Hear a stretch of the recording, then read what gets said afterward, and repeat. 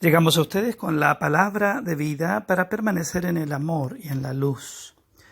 Hoy es viernes 24 de abril y el evangelio que meditamos este día está tomado de Juan 6, 1 al 15. Jesús atravesó el mar de Galilea, llamado Tiberíades. Lo seguía una gran multitud al ver los signos que hacía sanando a los enfermos. Jesús subió a la montaña y se sentó allí con sus discípulos.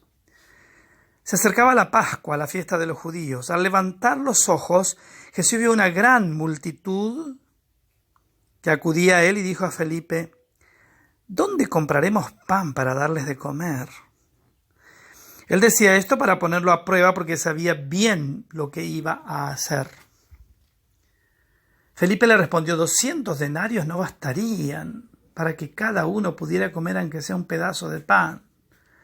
Uno de sus discípulos, Andrés, el hermano de Simón Pedro, le dijo: aquí hay un niño que tiene 5 panes de cebada y 2 pescados, pero ¿qué es esto para tanta gente? Jesús le respondió: háganlo sentar.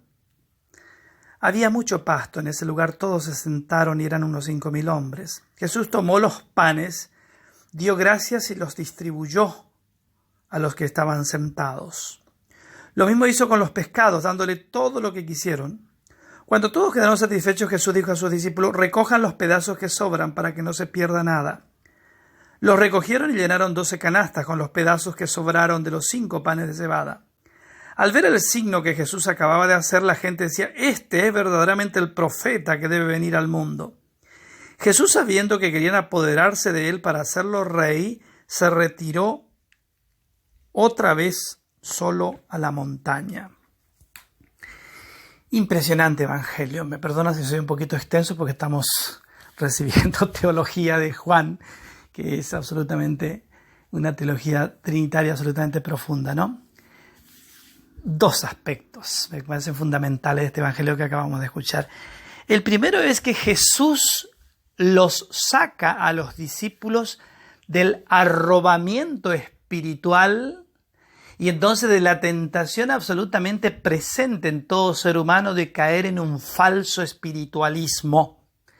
Ese falso espiritualismo es tener una visión mágica de la realidad, como si la respuesta a las transformaciones del corazón y la mente del hombre y entonces el progreso de la humanidad y de la civilización dependiera en un todo absolutamente de Dios, y no es así. Dios nos ha dado las herramientas necesarias, nos ha dado la inteligencia para que nosotros obremos en consecuencia. Te basta mi gracia, eso ha de bastarte, Pablo. Y entonces, el primer aspecto es entonces bajarlos a la tierra y decirle: miren, ahí hay una multitud hambrienta, ¿qué vamos a hacer? Ahí hay un pueblo que tiene hambre, hay un pueblo que está enfermo, hay un pueblo que está necesitado, a ver qué vamos a hacer. Y comienzan las excusas, ¿no? Y son muchos, y que no, y que acá tenemos un poquito, pero no va a alcanzar, tráiganmelos aquí, dice Jesús. El hombre siempre, frente a la realidad que lo desafía, se presenta lleno de excusas, ¿verdad? Lleno de argumentaciones que no sirven para nada, porque no transforman la realidad, no cambian nada las excusas, ni las justificaciones, ni le echar la culpa a los demás, no cambia.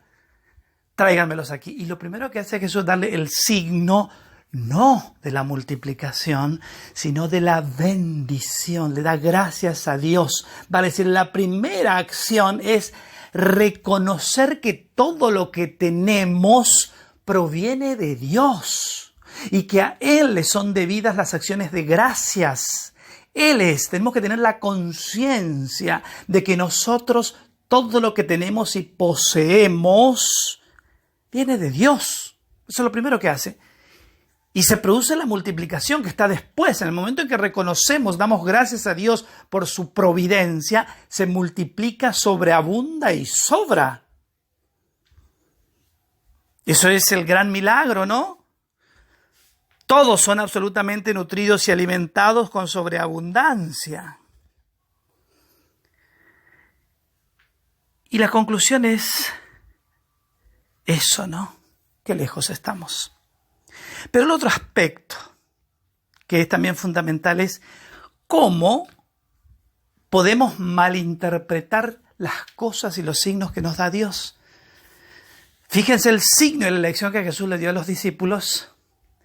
Y entonces Jesús tiene que huir de ese lugar porque habían malinterpretado el signo. Este es el profeta que necesitamos porque nos llena la panza.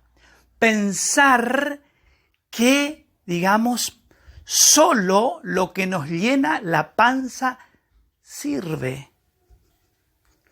Y es lo más importante. Jesús los saca también de ese lugar. Se va, dice, porque querían hacerlo rey. ¿Por qué querían hacerlo rey? ¿Porque dio gracias a Dios? No, porque les dio de comer y les calmó el hambre. Pero tampoco es eso.